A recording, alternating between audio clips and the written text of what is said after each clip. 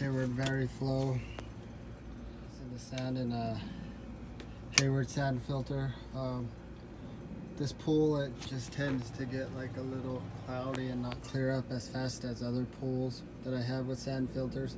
Sometimes it takes a week for this one to clear up if there's like when the palm trees drop, or if there's an algae growth, or if there's just a bunch of dust. So I knew something was wrong, and so I had to change the sand. It has a top mount multi-port valve.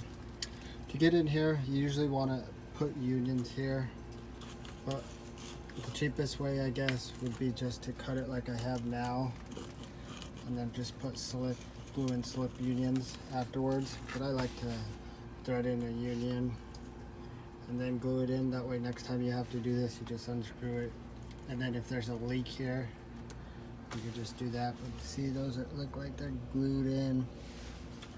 So I do that. This gets these pipes out of the way, and then I'll unscrew this with my screw gun, take this clamp off, and lift this top part out, and then I could start vacuuming the sand out. Now this pops straight off. And that just sits on top of that pipe, and that pipe goes to a spider. It's kind of like legs on a spider, and this pump comes straight. So now what I'll do is I'll vacuum this up with my shop vac, all this sand. I'll show you how. So now what I do is I turn this vacuum on, I attach this, and I vacuum all this sand out. And if you listen to the way the motor sounds, you could hear it when it's clogged, or it's just there's too much sand in the thing and it's clogged right here.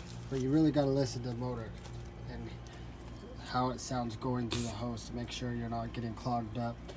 And when you have this so full, you got to empty them into buckets or whatever you're using, if you're using the old bags of sand or whatever you have. But I usually put it into buckets and then I haul off the buckets if the customer doesn't want the sand. But that's how I vacuum this out. But the biggest thing is listening to the sound of the vacuum the motor's making. Make sure it's still vacuuming, because if you just push it really hard into that sand, it's just going to clog up and you're not going to suck anything out. So make sure you're listening to the sound of the vacuum. So if you're listening to that motor, this is how it's supposed to sound.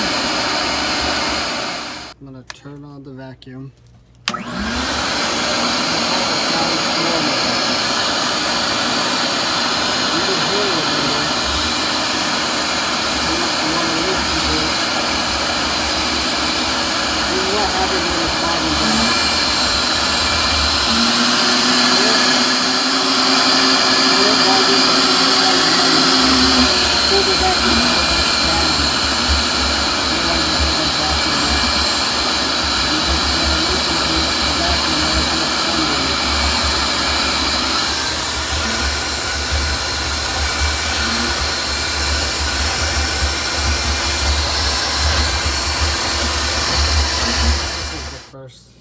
Emptying of the thing, it's mostly water.